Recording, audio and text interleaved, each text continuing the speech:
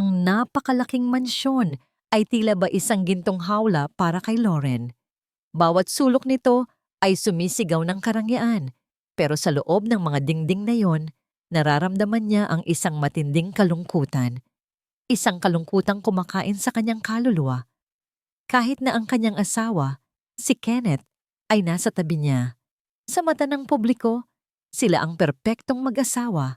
Si Kenneth, ang gwapo at charismatic na CEO, at si Lauren, ang misteryosong tagapagmana ng isang isla at isang malaking kumpanya. Ngunit sa likod ng mga nakangiting larawan, may tinatago silang malamig na katotohanan. Malamig na parang hanging humahaplos sa kanyang balat tuwing gabi, habang nag-iisa siya sa malawak na kama. Mahal ko, kailangan kong lumipad patungong Singapore para sa isang mahalagang pulong, sabi ni Kenneth isang umaga, habang nag-aalmusal sila. May ngiti sa kanyang labi, ang mga mata nito ay kumikislap. Isang malaking deal para sa ating kumpanya. Tumangulang si Lauren, pilit ng ngumiti. Sanay na siya sa mga biglaang biyahe ni Kenneth. Madalas. Masyadong madalas. Parang may tinatago ito, isang lihim na mundo na hindi niya nasisilip. Kinagabihan, habang naglalakad si Lauren sa library, may napansin siyang kakaiba. Ang isang lumang bookshelf na puno ng mga makakapal na libro ay tila gumalaw ng bahagya. Hindi niya yon napansin dati. Kakaiba. Masyadong kakaiba. Dahan-dahan siyang lumapit, ang kanyang puso ay kumakaba. Tinulak niya ang bookshelf at sa likod nito isang maliit na pintuan ng bumungad, nakakandado. Ano ito? Bulong niya sa sarili. Ang kanyang boses ay nanginginig. Isang lihim na silid sa loob ng sarili niyang bahay. Bakit hindi niya alam? At bakit ngayon lang ito lumabas? Kinabukasan, habang nasa trabaho si Kenneth, humanap si Lauren ng paraan para buksan ang pintuan gamit ang isang hair clip at ilang lumang kaalaman mula sa mga pelikula. Nagawa niya itong buksan. Pumasok siya. Madilim, maalikabok, at may kakaibang amoy ng pabango. Isang amoy na hindi kay Kenneth. Isang matinding kaba ang sumakmal sa kanyang dibdib. Hindi ito maganda. Hindi ito maganda. Sa sulok ng silid, nakakita siya ng isang maliit na CCTV camera na nakakonekta sa isang monitor. Ang screen ay naka-off. Isang nakakapanindig balahibong realization ang sumuntok sa kanya. Napakabastos mo, Kenneth. Bulong niya. Ang kanyang mga kamay ay nanginginig. Binuksan niya ang camera at iniset-up ito para mag-record. Gusto niyang makita. Gusto niyang kumpirmahin. Gusto niyang malaman kung sino ang taong ito. Kinagabihan, pilit na natulog si Lauren. Ngunit ang kanyang isip ay gising na gising. Hinihintay ang oras. Hinihintay ang katotohanan. Gabi na. Tahimik ang mansyon. Maya-maya, narinig niya ang mahihinang yapak. Hindi ang kanyang yapak. Tiningnan niya ang CCTV feed sa kanyang cellphone. Ang screen ay nagpakita ng isang anino, isang lalaki at isang babae. Si Kenneth at si Selena, ang sekretary niya. Magkasama sila sa lihim na silid. Hindi na niya kailangan pang makinig sa mga bulungan o mga tsismis. Nakita niya mismo ang hindi maitatagong ebidensya ng pagtataksil. Oh, Kenneth, bulong ni Selena. Ang kanyang boses ay punong-puno ng pagnanam. Ang asawa mo, napakalamig. Hindi ka ba niya napapansin? Narinig ni Lauren ang bawat salita, bawat hikbi, bawat halik. Ang pagtawa ni Kenneth, ang kanyang pagtawa na dati ay para sa kanya lamang. Si Lauren, isa lang siyang trophy, Selena. Sagot ni Kenneth, walang bahid ng pagsisisi sa kanyang boses. Ang kailangan ko ay ang kanyang pangalan, ang kanyang pera, ang kanyang isla. Hindi siya. Isang malamig na ulap ang bumalot kay Lauren. Ang mga salitang yon ay parang patalim na bumaon sa kanyang puso. Hindi ako trophy. Hindi ako pera. Hindi na siya makahinga. Ang sakit ay sobra-sobra. Naramdaman niya ang init ng luha na dumadaloy sa kanyang pisngi. Isang luha ng galit. ng pighati, ng kawalan ng pag-asa. Inabot niya ang isang maliit na bote ng pampakalma sa bedside table. 1 tabletas, 2 tabletas, 3 tabletas. Ngunit bago pa niya mainom, tumingin siya muli sa screen. Sa 2 taong nagtataksil sa kanya. Hindi, bulong niya. Hindi pa ito ang katapusan. Nanginginig ang kanyang mga kamay habang itinapon niya ang mga tabletas. Hinding-hindi siya susuko ng ganito kadali. Ang mga mata ni Lauren ay nanlilisik sa galit. Sa screen. Hindi pa ito ang katapusan, Kenneth. Ang lamig ng umaga ay hindi sapat para palamigin ang nagngangalit na puso ni Lauren. Ang mga salita ni Kenneth kagabi ay paulit-ulit na umaalingaw-ngaw sa kanyang isipan, parang sumpa. Trophy, pera, isla, hindi siya. Ang sakit ay nanunuot hanggang buto, pero kasabay nito ay isang matinding pagpupuyos. Hindi na siya ang Lauren na tahimik na iiyak at magpapakamartir. Nagsimula na ang kanyang pagbabago.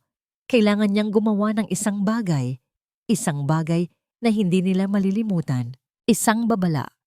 Pagkatapos mag-almusal, na kung saan ay pilit niyang tiningnan si Kenneth na parang walang alam, nagmaneho si Lauren patungo sa isang palengke. Hindi ito ang karaniwan niyang puntahan. Sa loob ng maruming pasilyo, naghahanap siya ng isang partikular na sangkap. Ate, mayroon ba kayong siling labuyo? Yung pinakamaanghang, tanong niya sa isang tindera na tila nagtataka sa kanyang presensya. Kinuha niya ang isang sachet ng pinulbos na sili, sapat na para sa kanyang plano. Isang ngiti ang sumilay sa kanyang labi, isang ngiting hindi nakita ni Kenneth sa loob ng mahabang panahon. Ngayon, iba ang kahulugan ng nangiting iyon. Ang ngiti ng isang nasaktan, pero hindi natalunan. Bumalik siya sa mansyon. Ang kanyang isip ay gumagawa ng isang detalyadong plano. Kailangan niyang maging maingat. Kailangan niyang maging tuso. Habang abala si Kenneth sa kanyang shower, pumasok si Lauren sa master bedroom. Binuksan niya ang kanyang drawer at kinuha ang ilang pares ng underwear. Unti-unti, maingat niyang binudburan ng pinulbos na sili ang loob ng underwear. Sa bawat dust ng sili, nararamdaman niya ang isang bahagyang ginhawa, isang bahagyang pananakit na nararapat sa kanya. Sa tingin mo, hindi ko alam, Kenneth. Bulong niya, ang kanyang tinig ay malamig. Pagkatapos, gumawa siya ng isang tawag. Isang aksidenteng tawag sa cellphone ni Selena. Hi Selena, may kailangan akong kunin sa opisina, pero na-flat ang gulong ko. Pwede mo bang ihatid ang importanteng folder na nasa table ko kay Sir Kenneth? Sige, salamat. Nagtago si Lauren sa isang sulok ng mansyon, malapit sa lihim na silid, dala ang kanyang cellphone. Tiniyak niyang nakabukas ang recording ng CCTV sa loob ng silid. Hindi nagtagal. Narinig niya ang yapak ni Selena. Ang kanyang boses, puno ng pagkabighani. Sir Kenneth, hinatid ko lang po itong folder na pinapakuha ni Ma'am Lauren. Salamat Selena, sagot ni Kenneth. Ang kanyang boses ay tila may kakaibang lambing. Halika, may ipapakita ako sa'yo. Pumasok sila sa lihim na silid. Kitang-kita ni Lauren sa kanyang cellphone ang bawat kilos nila. Nagtawanan. Nagsasayaw, naghahalikan. Ang lahat ng pagtataksil ay nangyayari sa harap ng kanyang mga mata, pero ngayon, mayroon siyang kontrol. Nagpalitan sila ng matatamis na salita habang unti-unting hinuhubad ang kanilang mga damit. Ngayon na, nakita ni Lauren ang gulat sa mukha ni Kenneth nang maramdaman nito ang hapdi. Sinundan ito ng matinding pagkamot. Ang anong nangyayari? Sigaw ni Kenneth. Ang kanyang boses ay puno ng takot. Si Selena, hindi rin nagtagal, ay nagsimulang magwala. Ang kanyang pagkamot ay mas malakas, mas desperado. Ang sakit! Ano ito? Sigaw ni Selena, ang kanyang mukha ay namumula, ang kanyang mga mata ay lumuluha. Naghahabol sila ng hininga, nagpapagulong-gulong sa kama, pilit na pinapawi ang hapdi. Isang eksena ng komedya. Ngunit puno ng trahedya para kay Lauren. Hindi na siya nakapagpigil. Isang malamig na ngiti ang sumilay sa kanyang labi. Sa wakas, isang patikim ng kanilang nararapat. Isang matamis na paghihiganti. Ngunit nang makita niya ang kanilang paghihirap, hindi niya naramdaman ang inaasahang kasiyahan. Ang sakit sa kanyang puso ay naroon pa rin. Ang mga salita ni Kenneth ay bumalik muli. Si Lauren, isa lang siyang trophy. Ang paghihiganti na ito ay hindi sapat. Ito ay isang panimula lamang. Isang babala. Nagtago si Lauren sa kanyang kwarto, maingat na inalis ang footage mula sa CCTV. Hindi niya ito gagamitin para sa publiko. Ito ay para sa kanyang sarili. Isang paalala kung gaano kasakit ang kanilang ginawa at kung gaano siya kadesidido. Pero habang binubura niya ang footage, isang folder ang nahulog mula sa laptop ni Kenneth. Isang folder na may label na Island Development Project. Isang proyekto na hindi niya alam. Kasama ang iba pang mga dokumento. Mga dokumento ng transaksyon sa bangko. Mga numero. Malalaking halaga. Nangunot ang kanyang noo. Ito ay higit pa sa pagtataksil sa pag-ibig. Nag-ring ang kanyang cellphone. Isang unknown number. Kinabahan siya. Ang ring ng cellphone ay pumunit sa katahimikan ng gabi. Unknown number. Ang kanyang puso ay kumalabog ng malakas. Isang kaba na hindi niya maintindihan. Sino kaya ito? At bakit ngayon pa? Hello? Sagot niya. Ang kanyang boses ay bahagyang nanginginig. Lauren? Si Nathan ito. Sabi ng isang boses sa kabilang linya. Isang boses na pamilyar pero hindi niya agad matukoy. Nathan Montesillo.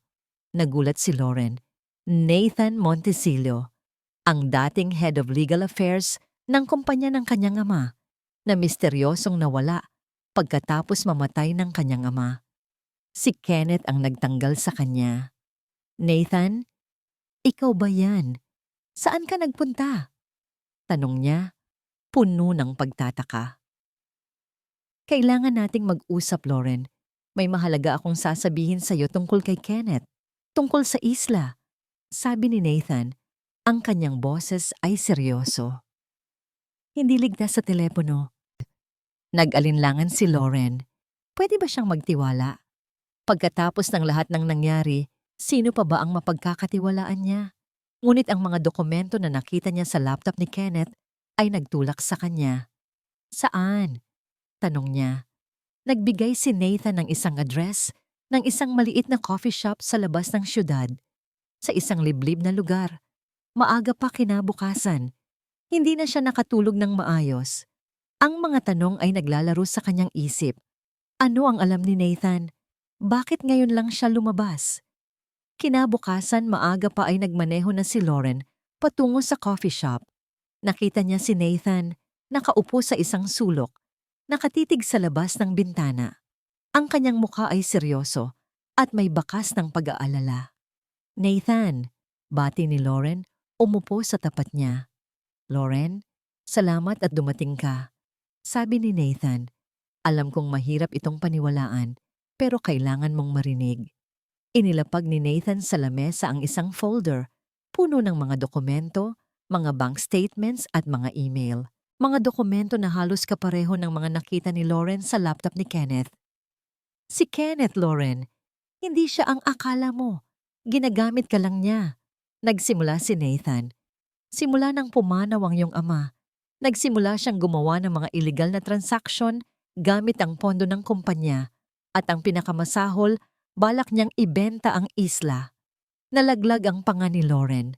Ang isla, ang kanilang ancestral land, ang pamana ng kanyang pamilya.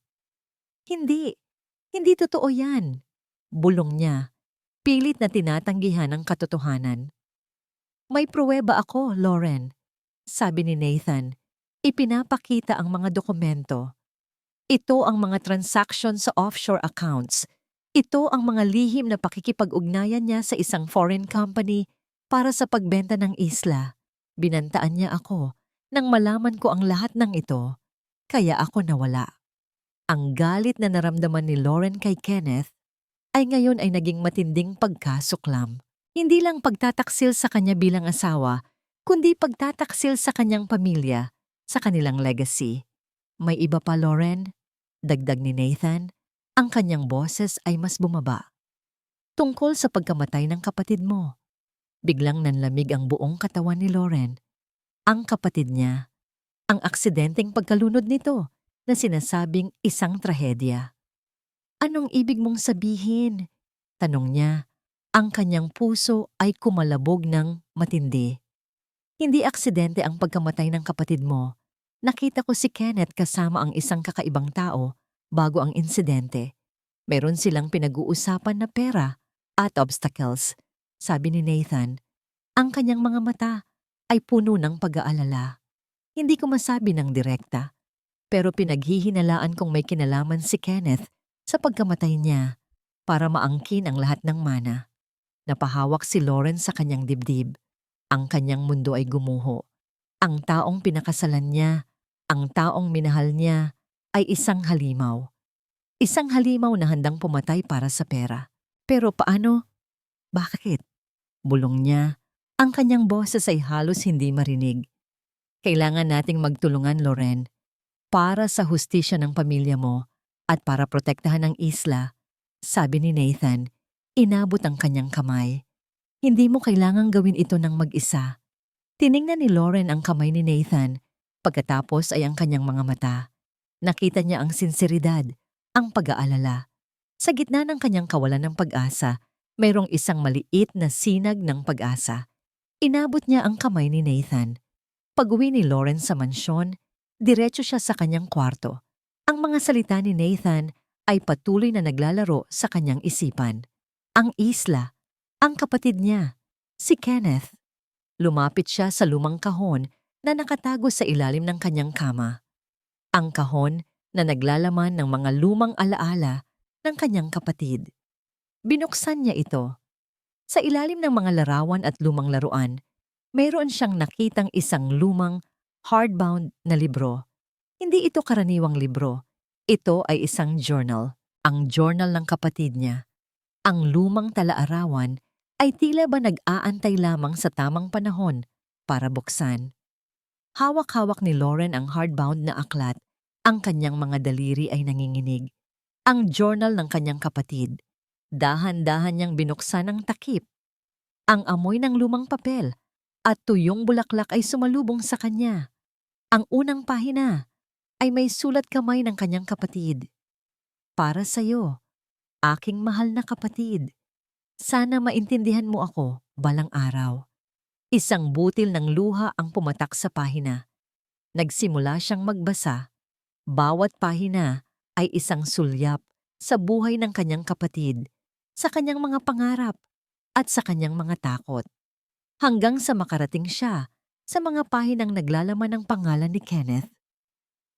March 5 to 15, Xas XXX. Napakabait ni Kenneth. Napakagwapo. Tila ba siya ang sagot sa aking mga panalangin? Gustong-gusto siya ni Papa. Unti-unting nagbago ang tono ng journal. April 2, 6 may kakaiba kay Kenneth. Minsan, nakikita ko ang isang malamig na tingin sa kanyang mga mata.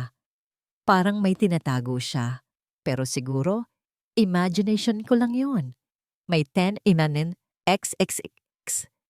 Narinig ko si Kenneth na nakikipag-usap sa telepono.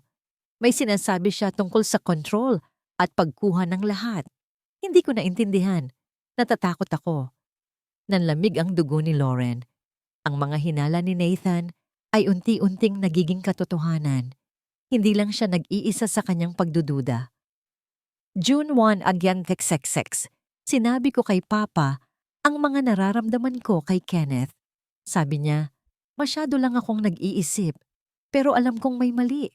May plano si Kenneth na ibenta ang bahagi ng isla. Ang isla na mahal natin. Ang isla. Ito na naman. June 15 ang taxi na XX. Natatakot ako. Merong kakaiba kay Kenneth. Pakiramdam ko, may mangyayari. May tinago akong importanteng dokumento sa lumang bangka ni Papa sa tabing dagat. Kung may mangyari sa akin, hanapin mo ito. Ito ang dahilan ng pagkamatay ng kanyang kapatid. Hindi ito aksidente. Niyakap ni Lauren ang journal. Ang kanyang mga mata ay nanlilisik sa galit. Si Kenneth ay hindi lang taksil, siya ay isang mamamatay tao. Samantala, sa labas ng mansyon, may ibang drama namang nangyayari. Si Kenneth at Selena, magkasama, ay humarap sa media. Naka-holding hands, nagpapakuha ng litrato. Nagkaroon kami ng isang espesyal na koneksyon ni Selena. Sabi ni Kenneth sa mga reporter, ang kanyang mukha ay puno ng kasinungalingan. Ang aking asawa, si Lauren, ay masyadong abala sa kanyang sarili, sa kanyang mga luho. Hindi niya ako nabigyan ng pagmamahal na kailangan ko. Umiling si Selena. Kunwari ay nahihiya. Masakit para sa akin na masira ang pamilya, pero hindi ko kayang itago ang nararamdaman ko kay Kenneth. Siya ang kaluluwa ko. Kumalat ang balita na si Lauren ay isang malamig at pabayang asawa. Ang mga headline ay sumisigaw ng paghamak sa kanya. Milyonarya, pinabayaan ng asawa. Ang asawa ng CEO, nalulong sa depression. Nang makita ni Lauren ang mga balita sa TV, napangiti siya ng mapait. Ang mga taong ito ay walang alam. Wala silang alam sa totoong halimaw na pinakasalan niya.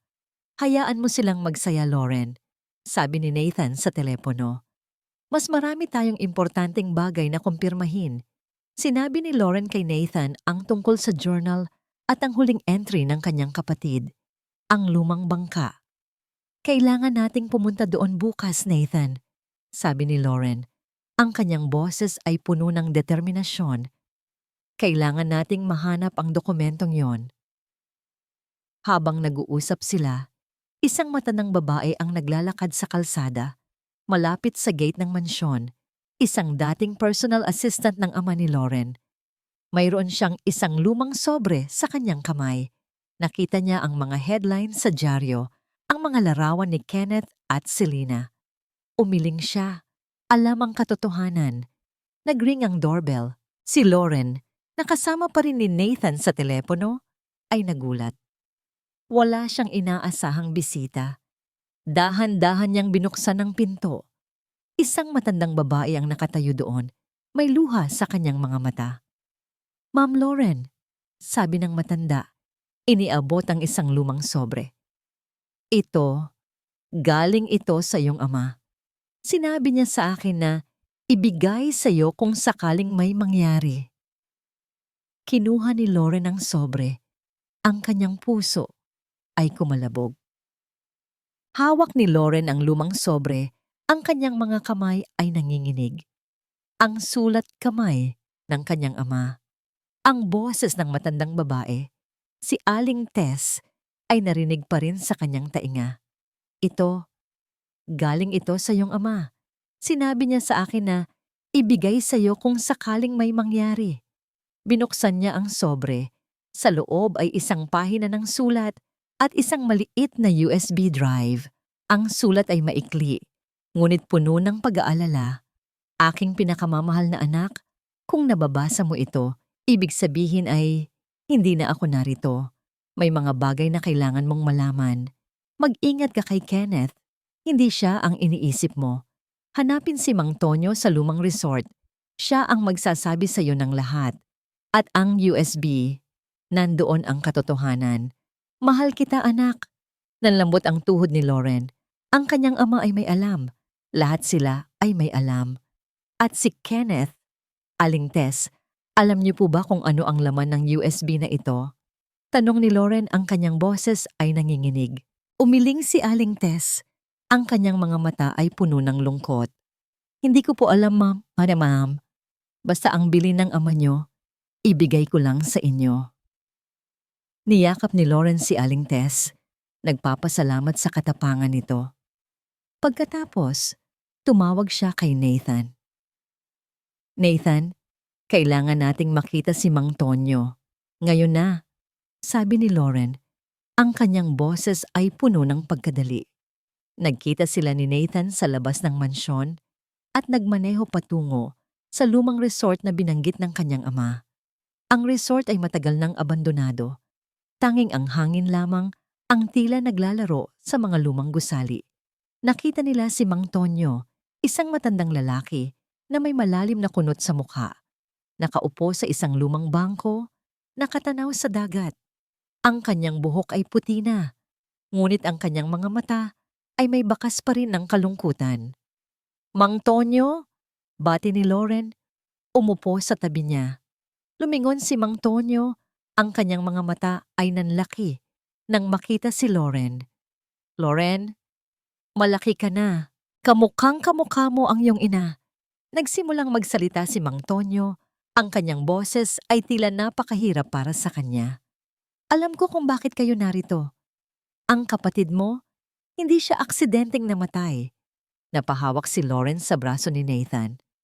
Ang katotohanan, ito na. Narinig ko si Kenneth. Nakikipag-usap siya sa isang mayaman na lalaki. Tungkol sa isla, sabi niya, may obstacle daw na kailangan tanggalin para matuloy ang pagbenta. Sabi ni Mang Tonyo, ang kanyang mga mata ay lumuluha. Ang kapatid mo, siya ang obstacle. Napaungol si Lauren. Ang sakit ay sobrang-sobra. Ang kanyang kapatid ay pinatay. Pinatay ni Kenneth. Bago ang insidente, nakita ko si Kenneth na kasama ang kapatid mo sa lumang bangka. Mayroon silang pinag-uusapan. Pagkatapos, nagkaroon ng gulo. May narinig akong sigaw. Patuloy ni Mang Tonyo, ang kanyang tinig ay nanginginig. Hindi ko alam kung ano ang eksaktong nangyari, pero pagkatapos noon, wala na ang kapatid mo. Irinabot ni Mang Tonyo ang isang lumang cassette player at isang maliit na cassette tape. Ni-record ko ito. Hindi ko alam kung bakit, pero may naramdaman akong mali. Sabi ni Mang Tonyo, ang kanyang mga kamay ay nanginginig. Ito ang ebidensya. Pinlay ni Nathan ang tape, isang mahinang tunog. Pagkatapos, ang boses ni Kenneth, puno ng galit. Hindi ka pwedeng humadlang sa plano ko. Ang isla na ito ay akin na. Ang boses ng kapatid ni Lauren, takot na takot. Wag. Pagkatapos, isang tunog ng pagkabigla, isang malakas na pagbagsak sa tubig, at ang tawa ni Kenneth, isang tawa na puno ng kasamaan. Napasigaw si Lauren, ang sakit, ang galit, ang pagkasuklam. Bumigat ang kanyang dibdib, parang may 1,000 bato na nakadagan. Niyakap siya ni Nathan ng mahigpit, pilit na pinapakalma. Si Kenneth, siya ang pumatay sa kapatid mo. Bulong ni Lauren, ang kanyang boses ay basag.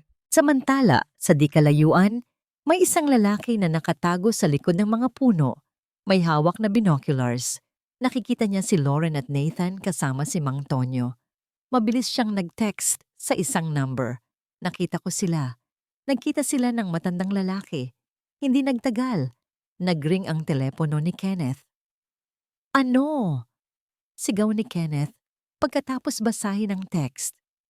Nakita sila ni Mang Tonyo. May alam ang matandang yun.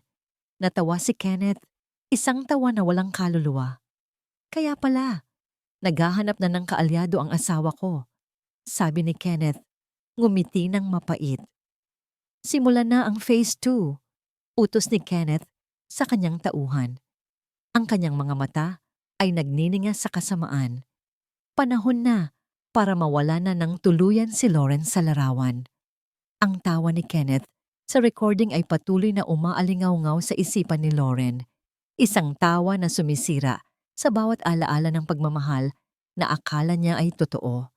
Siya ay isang mamamatay tao, isang taksil, isang demonyo.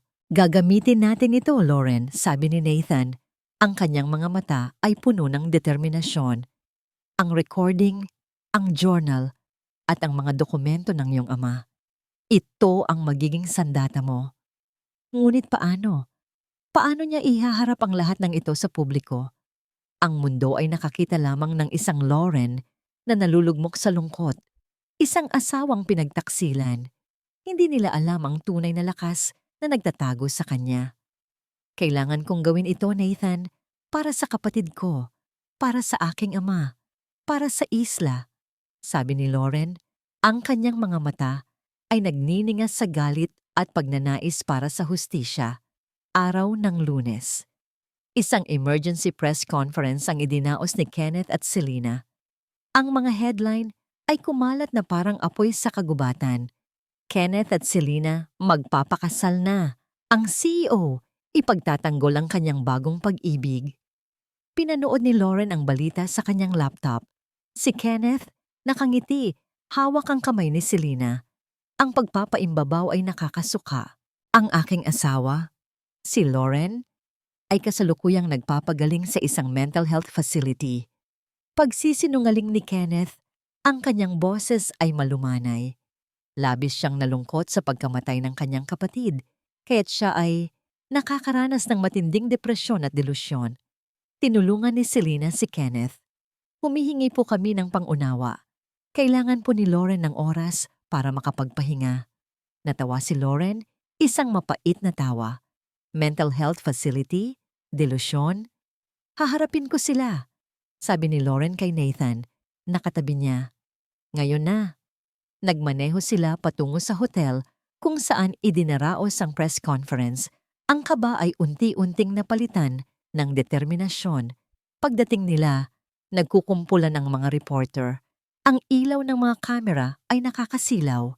Naglakad si Lauren sa gitna ng mga tao. Ang kanyang ulo ay nakataas. Ang kanyang suot ay isang simpleng itim na dress, ngunit ang kanyang presensya ay napakalakas. Lauren, ikaw ba yan? Nandito siya. Dito? Napalingon si Kenneth at Selena. Nanlaki ang kanilang mga mata. Ang mga ngiti nila ay biglang naglaho. Ang kanilang mga mukha ay namutla. Napakabilis mong nagpagaling, mahal ko, sabi ni Kenneth, pilit na ngumiti. Ngunit ang kanyang mga mata ay puno ng pagkabigla at takot. Gusto mo bang malaman kung gaano ako kabilis magpagaling, Kenneth? Tanong ni Lauren. Ang kanyang boses ay malamig at malinaw. O gusto mong malaman kung gaano kabilis ang pagbunyag sa iyong mga kasinungalingan? Hinawakan ni Lauren ang mikropono. Ang lahat ay nakatitig sa kanya. Ako si Lauren. Hindi lang ako ang asawa ni Kenneth. Ako ang nag-iisang tagapagmana ng Lopez Group of Companies at ng Isla Lopez. Sabi ni Lauren, ang kanyang boses ay matatag. At narito ako para ilantad ang katotohanan. Inilabas ni Lauren ang isang sobre. Sa loob nito ay ang mga dokumento mula sa USB drive ng kanyang ama at ang mga ebidensya mula kay Nathan. Ang lalaking ito, si Kenneth Sandoval, ay hindi lang isang taksil na asawa. Siya ay isang magnanakaw, isang sinungaling, at isang mamamatay tao.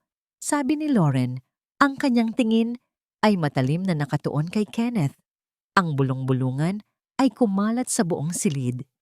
Pinatay niya ang aking kapatid, ang totoong tagapagmana ng aming kayamanan, para maangkin ang lahat. At balak niyang ibenta ang Isla Lopez, ang lupain na minahal ng aking pamilya. Sabi ni Lauren, ang kanyang boses ay punong-puno ng galit. Ang kamera ay nag-zoom in sa mukha ni Kenneth. Ang kanyang nangiti ay tuluyan ng naglaho. Ang kanyang mukha ay puno ng takot. May pruweba ako, sabi ni Lauren. Inilabas ang isang maliit na speaker. Hayaan nating pakinggan ang kanyang sariling boses. Pumitik si Nathan sa isang button. Ang recording mula sa cassette tape ni Mang Tonyo ay umalingaw-ngaw sa buong silid. Ang boses ni Kenneth, puno ng galit, ang sigaw ng kapatid ni Lauren, at ang tawa ni Kenneth. Ang lahat ay nagulat. Si Selena ay namutla, halos himatayin. Si Kenneth ay nanginginig sa galit. Ito ay fabricated, hindi ito totoo. Sigaw ni Kenneth. Pilit na sinisira ang mikropono. Ngunit huli na ang lahat. Ang katotohanan ay lumabas na. Paanong nakakuha ka ng ganyang impormasyon, Miss Lauren? Tanong ng isang reporter. Ang kanyang boses ay puno ng pagkabigla. Lauren ngumiti ng mapait. Tumingin ng diretso kay Kenneth, na ngayon ay nasa likod na ng mga reporter. Pilit na tumatakas. May mga lihim na mas malalim pa sa iniisip mo, Kenneth. Ang mundo ay tila ba gumuho sa ilalim ng paa ni Kenneth. Ang lahat ng kanyang kasinungalingan ay nabunyag na sa harap ng publiko. Ang recording, ang boses niya, ang tawa niya, ang takot at galit ay kumain sa kanya. Hindi siya pwedeng matalo. Hinding-hindi. Hukom, kaso, ako ang magiging biktima dito. Sigaw ni Kenneth sa kanyang abogado sa telepono habang nagmamaneho palayo sa press conference. Gawan mo ng paraan. Sabihin mo, siniraan lang ako ni Lauren. Ngunit huli na ang lahat. Ang media ay walang awa. Ang mga headline ay sumisigaw ng kanyang pagbagsak. CEO, binulgar na mamamatay tao. Isla Lopez, balak ibinenta ng takas na asawa. Nagulantang ang buong bansa. Ang Lopez Group of Companies ay nalulubog sa iskandalo. Ang board of directors ay nagpulong, humihingi ng paliwanag. Sa kabila ng tagumpay ni Lawrence sa media, hindi pa tapos ang laban. Alam niyang hindi susuko si Kenneth. Kailangan nating maging maingat, Lauren. Mas delikado na ngayon si Kenneth, sabi ni Nathan habang nagmamaneho sila papalayo. Alam ko, sagot ni Lauren, ang kanyang mga mata ay matalim. Pero hindi ko inatrasan ito. Handa ako sa kahit anong gawin niya. Ngunit hindi niya inasahan ang susunod na galaw ni Kenneth. Kinagabihan, habang naghahanda si Lauren at Nathan para sa susunod na hakbang sa korte, isang breaking news ang lumabas. Isla Lopez, nasusunog! Nanlaki ang mga mata ni Lauren. Ang Isla Lopez, ang tahanan ng kanyang pamilya. Hindi! Sigaw ni Lauren, tumayo mula sa kanyang upuan. Ginawa ito ni Kenneth. Mabilis silang nagmaneho patungo sa port, ngunit huli na ang lahat. Ang itim na usok ay bumabalot sa buong isla. Ang mga lumang bahay at ang kagubatan ay nasusunog. Ang isang bahagi ng isla kung saan naroon ang lumang bangka at ang mga bakas ng memorya ng kanyang kapatid ay nasunog ng tuluyan. Hindi! Ang bangka! Ang ebidensya! Sigaw ni Lauren, pilit na gustong tumalon sa bangka, ngunit pinigilan siya ni Nathan. Lauren, delikado. Hindi mo pwedeng gawin yan. Ang kanyang puso ay nadurog. Ang kanyang huling koneksyon sa kanyang kapatid ay nawala na. Ang mga ebidensya na itinago doon ay nasunog na. Ang galit at sakit ay bumalik. Isang walang katapusang sakit. Si Kenneth, ginawa niya ito. Bulong ni Lauren ang kanyang mga mata ay puno ng luha, ngunit ang kanyang ekspresyon ay naging blanko. Ginawa niya ito para mawala ang lahat. Kinabukasan, lumabas ang mga balita na si Lauren, ang tagapagmana, ay nagkaroon ng koneksyon sa isang underground organization at sinisiraan lang si Kenneth. May mga lumabas din na fake news na si Lauren mismo ang nagsunog ng isla para maging biktima. Ang board of directors ay nagdaos ng emergency meeting at dahil sa matinding kaguluhan, tinanggal si Lauren sa posisyon niya bilang pansamantalang CEO. Ma'am Lauren, kailangan niyo pong umalis, sabi ng isang tauhan mula sa board. Sinuspinde na po ang inyong posisyon. Nakaramdam si Lauren ng matinding pagkadismaya. Lahat ay nawala. Ang kanyang kumpanya, ang kanyang isla, ang kanyang reputasyon. Hindi ito ang katapusan, sabi ni Nathan. Hinawakan ng kamay ni Lauren. Meron pa tayong mga kopya ng ebidensya, ang recording ni Mang Tonyo, ang sulat ng iyong ama, ang journal ng kapatid mo. Ngunit ang publiko ay nalito na. Sino ang dapat paniwalaan? Sa loob ng mansyon, pumasok si Kenneth na parang hari. Ngumiti siya nang makita si Lauren na nakatayo sa gitna ng sala, ang kanyang muka ay puno ng sakit. Ang galing mo talaga, Lauren, sabi ni Kenneth. Ang kanyang boses ay puno ng pang-uuyam. Pero masyado kang mahina. Ang pamilya mo, ang isla mo, lahat ng ito ay akin na. Nilapitan ni Kenneth si Lauren, hinawakan ang kanyang baba. Alam mo, Lauren, napakaganda mo pa rin. Kung susuko ka lang, pwede pa tayong magsimulang muli. Ako ang may hawak ng lahat ngayon. Tiningnan ni Lauren si Kenneth, ang kanyang mga mata ay walang buhay. Ngunit sa ilalim ng kawalan ng pag-asa, mayroong isang maliit na apoy na nagsisimulang magliyab. Hindi pa siya tapos. Naglakad siya palayo kay Kenneth, umakyat sa hagdan. Saan ka pupunta, Lauren? Tanong ni Kenneth, puno ng pagtataka. Hindi sumagot si Lauren. Pumasok siya sa kanyang kwarto at mula sa bintana, nakita niya ang malaking barko na papalapit sa Isla Lopez. Isang barko na may dala ng mga construction materials. Ang isla, ang kanyang isla. Ibebenta na ito ni Kenneth. Napakagat ng labi. Si Lauren, hindi siya pwedeng matalo ng ganito. Narinig niya ang boses ni Kenneth sa labas ng kwarto. Tumatawa. Matatalo ka rin, Lauren. Wala ka nang magagawa. Biglang nag-flash ang ilaw sa buong mansyon. Nawalan ng kuryente. Ang lahat ay madilim. Ang biglaang pagkawala ng kuryente ay bumalot sa mansyon ng matinding dilim. Narinig ni Lauren ang boses ni Kenneth sa ibaba. Sumisigaw sa kanyang mga tauhan. Hanapin siya. Hindi siya pwedeng tumakas. Kaba. Oo, naroon ang kaba. Ngunit mas nangingibabaw ang galit. Ang galit na nagbigay sa kanya ng kakaibang lakas. Hindi siya susuko. Hindi ngayon. Hindi kailanman. Kinapa niya ang kanyang telepono. Binuksan niya ang flashlight. Nakita niya ang isang maliit na backpack sa sulok ng kanyang kwarto. Matagal na niyang inihanda ito kung sakaling dumating ang araw na ito. Sa loob nito ay ilang damit, pera, at ang mga kopya ng ebidensya, ang USB drive, ang journal, at ang kopya ng sulat ng kanyang ama. Hindi nawawala ang pag-asa habang meron pa ring ebidensya. Binuksan niya ang bintana. Ang hangin ay malamig. Ngunit nagbigay ito sa kanya ng kalinawan. Nag-text siya kay Nathan. Nawalan ng kuryente. Lalabas ako. Magkita tayo sa lumang port. Pagkatapos, tumalon siya mula sa bintana. Maingat na bumaba sa hardin. Narinig niya ang mga yapak ng mga tauhan ni Kenneth sa loob ng mansyon. Tumakbo siya sa ilalim ng dilim ng gabi, palayo sa gintong hawla na minsang tinawag niyang tahanan. Ngunit hindi nagtagal. Narinig niya ang mga yapak sa likod niya. Nandyan siya. Habulin niyo. Nagsimula ang habulan. Tumakbo si Lauren. Ang kanyang bag ay tumatalbog sa kanyang likod. Ang kanyang puso ay kumakabog ng malakas. Hindi siya pwedeng mahuli. Nakita niya ang isang lumang gate sa dulo ng hardin. Pinilit niya itong buksan.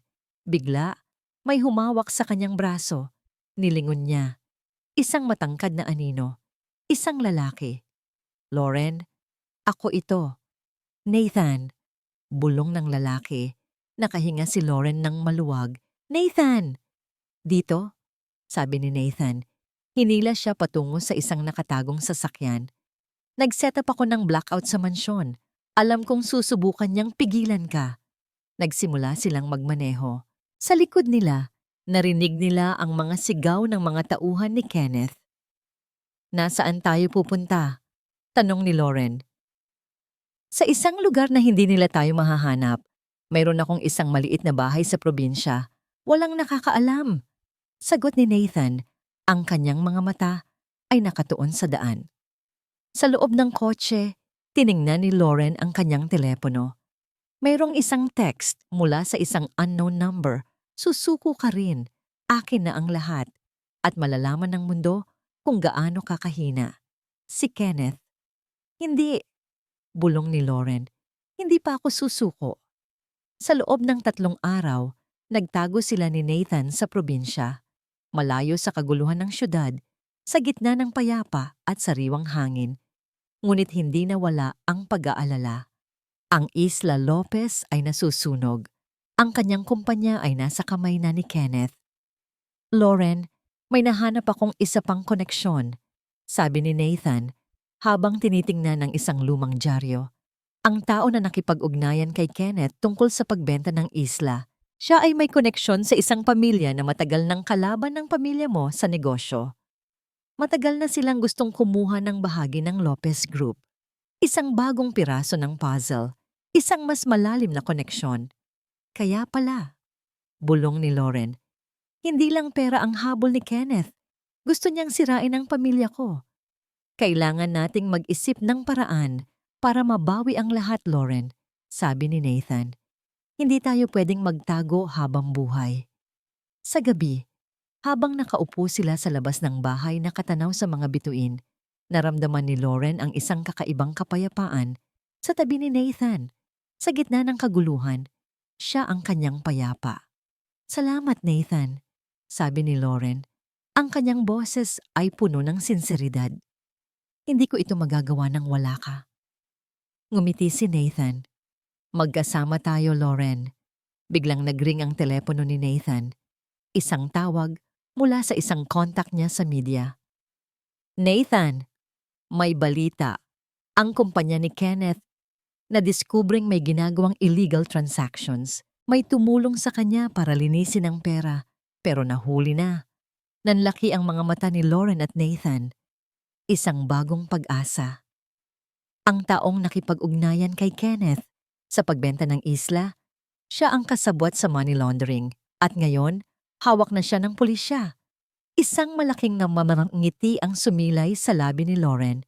Isang tunay na ngiti. "Panahon na para bumalik tayo, Nathan," sabi ni Lauren.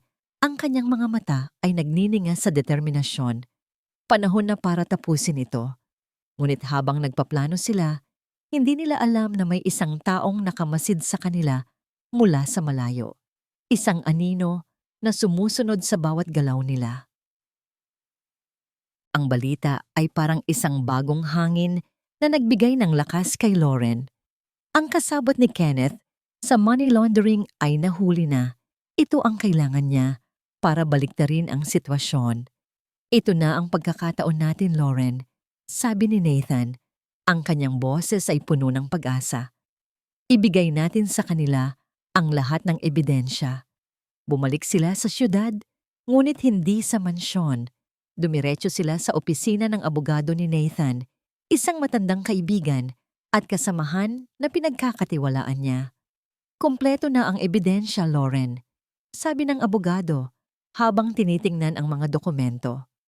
"Ang recording, ang journal, ang sulat ng iyong ama, at ngayon, ang testimonya ng kasabot ni Kenneth. Wala na siyang kawala." Isang ngiti ang sumilay sa labi ni Lauren. Ang tagumpay ay nasa abot kamay na niya. Ngunit hindi pa tapos ang laban. Kailangan pa niyang harapin si Kenneth ng direkta. Sa kumpanya, nagulo ang lahat.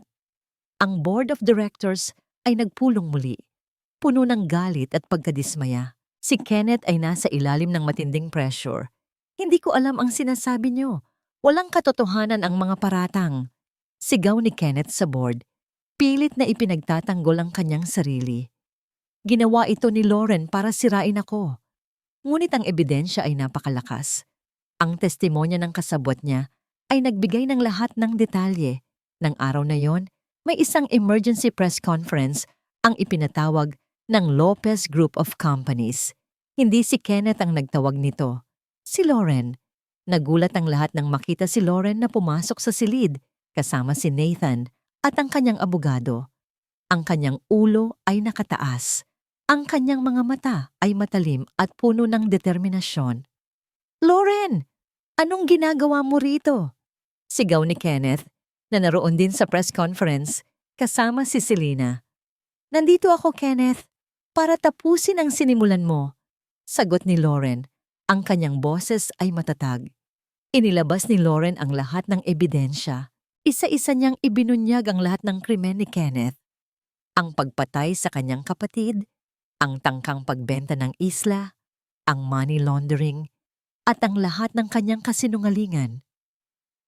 Ang testimonya ng kasabwat ni Kenneth na nagbigay ng mga detalye tungkol sa kung paano nila pinlano ang pagkamatay ng kapatid ni Lauren ay ibinunyag din. Ang mga reporter ay nagulantang. Ang mga kamera ay kumikislap. Si Kenneth ay namutla. Si Selena ay nanginginig. Ang kanilang mga kasinungalingan ay nabunyag na. "Hindi, walang katotohanan iyan," sigaw ni Kenneth. Pilit na gustong tumakas. Ngunit huli na ang lahat. Pumasok ang mga pulis sa silid. "Kenneth Sandoval, ikaw ay inaresto sa kasong murder, estafa at money laundering," sabi ng isang pulis. Nagpumigla si Kenneth, pilit na lumaban. "Hindi, Hindi ako ang gumawa niyan. Ngunit ang mga pulis ay mas malakas. Hinuli nila si Kenneth. Ang kanyang muka ay puno ng galit at pagkasuklam. Lauren, hindi ka mananalo. Sisirain ko ang lahat. Sigaw ni Kenneth habang kinakaladkad siya palabas. Tiningnan ni Lauren si Kenneth. Ang kanyang mga mata ay puno ng lungkot. Hindi na ito galit. Ito ay lungkot. Para sa isang taong nawala sa sarili. Puno ng kasamaan. Pagkatapos, tumingin si Lauren kay Selena.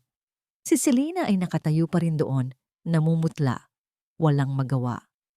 Selena, alam kong kasabwat ka ni Kenneth sa lahat ng ito, sabi ni Lauren. Hayaan mong sabihin ko sa'yo, walang magandang nangyari sa sino mang sumuporta sa kasamaan.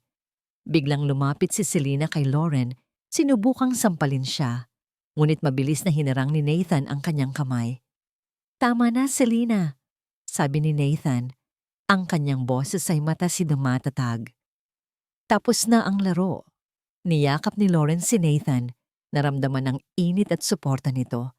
Ang kanyang puso ay punong-puno ng pasasalamat. Ngunit sa gitna ng lahat ng ito, may isang tanong na nanatili sa kanyang isipan. Ang tanong tungkol sa tunay na pagmamahal. Ang pag-aresto kay Kenneth ay isang malaking relief para kay Lauren. Ang katarungan ay nakamit na. Ang kanyang kapatid ay mapayapa nang makakapahinga. Ngunit ang sakit sa kanyang puso ay naroon pa rin. Ang mga sugat ng pagtataksil at pagkawala ay hindi basta-basta naghihilom. Bumalik si Lauren sa mansyon na ngayon ay tahimik na. Wala na ang presensya ni Kenneth. Ang lihim na silid ay sarado na. Ang lahat ay tila ba nabura na. Tiningnan niya ang kanyang reflection sa salamin. Isang babaeng mas matapang, mas malakas, at mas matalino. Ngunit may bakas pa rin ng lungkot sa kanyang mga mata. Okay ka lang ba, Lauren? Tanong ni Nathan habang inihahatid siya sa mansyon. Tumango si Lauren. Kailangan kong magpahinga, Nathan. Ang lahat ng ito, napakabigat. Sa sumunod na mga linggo, unti-unting bumalik sa normal ang buhay ni Lauren. Ang Isla Lopez ay ligtas na. Ang kumpanya ay unti-unting bumabangon mula sa eskandalo sa tulong ng board at ni Nathan. Si Lauren ay bumalik sa kanyang posisyon bilang CEO, ngunit ngayon, mas matatag siya. Mas matalino, mas may kaalaman. Inayos niya ang lahat ng mga transaksyon ni Kenneth. Ibinunyag niya ang lahat ng kanyang kasinungalingan sa publiko. Pilit na ibinabalik ang tiwala ng mga tao sa Lopez Group. Ngunit sa gitna ng kanyang mga gawain, nararamdaman niya ang isang matinding kalungkutan. Ang pagkawala ng kanyang kapatid. Ang pagtataksil ni Kenneth. Ang lahat ng sakit na nararanasan niya. Isang hapon, nakaupo si Lauren sa tabing dagat ng Isla Lopez, pinagmamasdan ang sunset. Ang isla ay dahan-dahang bumabalik sa dati nitong ganda. Napakaganda pa rin ang lugar na ito, sabi ni Nathan, umupo sa tabi niya. Oo, sagot ni Lauren. Pero may bakas pa rin ng sakit. Ang mga sugat ay naghihilom, Lauren. Sabi ni Nathan, hinawakan ang kanyang kamay. Pero hindi ibig sabihin na nakalimutan mo na ang sakit. Ibig sabihin lang, natuto ka ng lumaban. Nilingon ni Lauren si Nathan. Ang lalaking ito. Ang lalaking naging kasama niya sa lahat ng laban. Ang lalaking nagpakita sa kanya ng tunay na pagmamahal at suporta. Nathan, sabi ni Lauren, ang kanyang boses ay nanginginig. Salamat. Kung wala ka. Putol ni Nathan. Hinawakan ang kanyang pisngi. Hindi ka nag-iisa, Lauren. Hinding-hindi ka nag-iisa. Dahan-dahang lumapit si Nathan. Hinalikan si Lauren. Isang halik na puno ng pag-asa, ng pagmamahal, at ng pangako. Hindi ito ang passionate na halik na naranasan niya kay Kenneth. Ito ay isang halik na puno ng kapayapaan, ng respeto. Naramdaman ni Lauren ang init ng pagmamahal na matagal na niyang hindi nararamdaman. Isang pagmamahal na totoo. Isang pagmamahal na walang halong kasinungalingan. Ngunit may isang bagay pa rin siyang kailangan gawin. Ang pamilya ni Kenneth. Kinabukasan, binisita ni Lauren ang pamilya ni Kenneth. Ang kanyang ina, na matagal nang naging mabait sa kanya, ay umiiyak. Lauren, patawarin mo kami. Hindi namin alam na ganito ang ginagawa ni Kenneth. Sabi ng ina ni Kenneth, puno ng kahihiyan. Alam kong hindi niyo kasalanan, tita, sabi ni Lauren. Pero kailangan niyo ring harapin ang katotohanan. Tinulungan ni Lauren ang pamilya ni Kenneth na harapin ang mga problema nila. Ngunit nilinaw niyang hindi niya sila pwedeng protektahan sa lahat ng bagay. Ang hustisya ay dapat makamit. Pagkatapos ng lahat, naramdaman ni Lauren ang isang matinding kapayapaan. Ang kanyang puso ay nagsisimula ng gumaling. Hindi na siya ang Lauren na nabubuhay sa ilalim ng anino ng kanyang pamilya o ng kanyang asawa. Siya ay si Lauren, isang babaeng malakas, matapang, at may paninindigan. At sa tabi niya, naroon si Nathan, ang kanyang kaalyado, ang kanyang kaibigan, ang kanyang pag-asa. Ang kapayapaan na nararamdaman ni Lauren ay hindi lamang dahil sa katarungang natamo. Ito ay dahil din sa bagong pag-asa na natagpuan niya sa piling ni Nathan. Ang kanilang pagmamahalan ay dahan-dahang lumalago, tulad ng isang halaman na unti-unting lumalakas matapos ang matinding bagyo. Walang drama, walang kasinungalingan, pure at sincero. Kumusta ang araw mo, Lauren? Tanong ni Nathan isang gabi, habang naghahanda sila ng hapunan sa simpleng bahay sa probinsya. Ito ang naging kanlungan nila, ang lugar kung saan nagsimula ang kanilang paghilom. Maayos. Nakita ko ang progress sa pagre-rehabilitate ng isla. Sagot ni Lauren, ngumiti. Maraming volunteers ang tumutulong. Parang nabuhay ulit ang espiritu ng Lopez. Tinitigan ni Nathan si Lauren. Ang kanyang mga mata ay puno ng paghanga. Ang dating Lauren na nababalot sa lungkot ay ngayon ay nagningning. Ipinagmamalaki ako sa iyo, Lauren, sabi ni Nathan. Hinawakan ang kanyang kamay. Napakalakas mo. Naramdaman ni Lauren ang init sa kanyang puso. Ito ang pagmamahal na hinahanap niya. Ang pagmamahal na nagbibigay lakas, hindi nagdudulot ng sakit. Isang gabi, habang naglalakad sila sa dalampasigan ng Isla Lopez, na ngayon ay unti-unting bumabalik sa dating ganda, may isang mahalagang tanong si Nathan. Lauren, nagsimula si Nathan, lumuhod sa harap niya. Alam kong marami na tayong pinagdaanan, pero ngayon, gusto kong magsimula tayo ng bagong buhay, magkasama. Will you marry me? Nanlaki ang mga mata ni Lauren, ang sorpresa, ang kaligayahan, isang luha ng kagalakan ang pumatak sa kanyang pisngi. Oo. Nathan, oo! Sagot ni Lauren, niyakap si Nathan ng mahigpit. Ang kanilang pagpapakasal ay simple lamang. Walang engrandeng seremonya, walang media. Isang pribadong seremonya sa Isla Lopez kasama ang kanilang mga pinakamalapit na kaibigan at pamilya. Kasama si Mang Tonyo. Naramdaman ni Lauren ang presensya ng kanyang ama at kapatid. Tila ba sila ay naroroon, nagbibigay ng kanilang pagpapala. Pagkatapos ng kasal, may isa pang mahalagang desisyon si Lauren. Gusto kong baguhin ang pangalan ng kumpanya, sabi ni Lauren sa board. Hindi na Lopez Group. Gusto kong gawin itong Isla ng Pag-asa Foundation at Enterprises. Nagulat ang lahat. Hindi ko nais na ang pangalan ng pamilya ko ay maging simbolo ng karangyaan at kapangyarihan lamang, paliwanag ni Lauren. Gusto kong maging simbolo ito ng pag-asa, ng paghilom, at ng pagbibigay. Ang Isla Lopez ay hindi lang isang ari-arian. Ito ay isang tahanan. At gusto kong ibalik ito sa mga tao. Nagpasya si Lauren na gumawa ng isang foundation para protektahan ang isla at magbigay ng trabaho at edukasyon sa mga residente.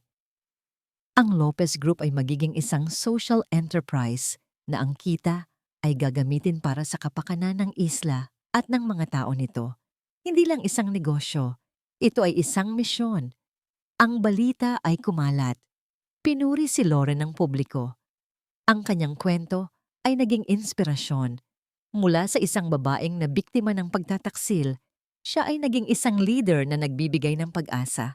Ang lahat ng ito ay dahil sa iyo, Nathan, sabi ni Lauren sa kanyang asawa habang nakatanaw sila sa dagat. Hindi, Lauren, sagot ni Nathan. Hinawakan ang kanyang kamay. Ikaw ang nagpasiya. Ikaw ang nagpakita ng lakas. Ako ay naririto lang para sumuporta. Hindi nagtagal. Nakita ni Lauren ang isang bagong liwanag sa kanyang buhay, isang bagong simula, isang bagong pagmamahal, isang bagong pamilya, isang bagong pag-asa. Lumipas ang ilang taon. Ang isla ng Pag-asa Foundation at Enterprises ay umunlad. Ang Isla Lopez ay hindi lang isang magandang destinasyon, kundi isang simbolo ng paghilom at pag-asa para sa maraming tao.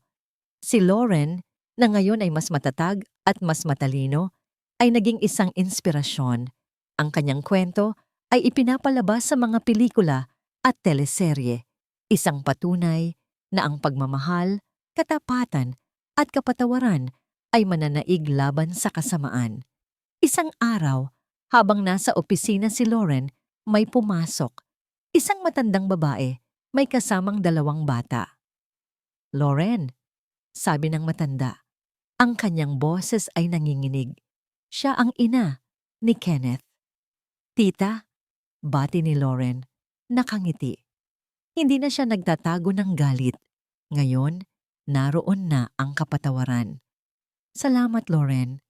Dahil sa iyo, nagbago ang buhay namin. Sabi ng ina ni Kenneth, puno ng pasasalamat. Ang mga apo ko, may pag-asa sila. Tinulungan ni Lauren ang pamilya ni Kenneth na makabangon. Nagbigay siya ng trabaho sa mga kaanak ni Kenneth na hindi kasama sa mga krimen nito. Isang patunay na hindi siya nagdadala ng puot.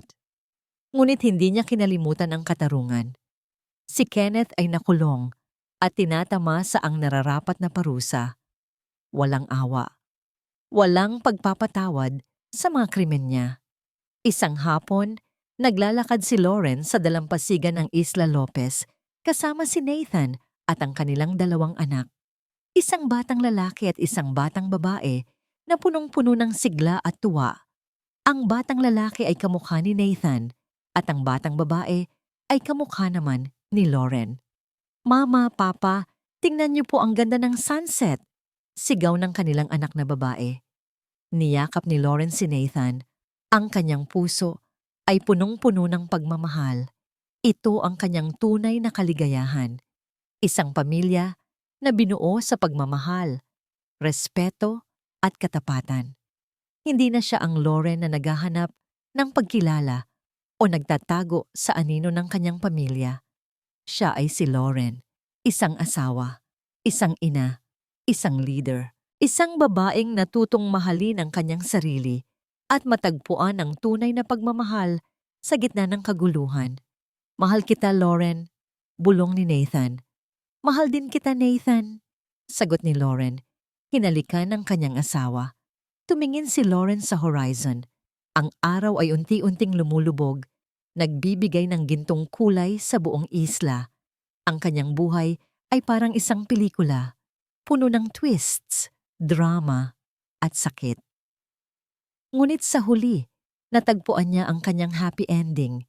Hindi sa isang engranding mansyon, hindi sa isang titulong CEO, kundi sa payak na pagmamahal ng kanyang pamilya at sa kapayapaan na natagpuan niya sa kanyang sarili.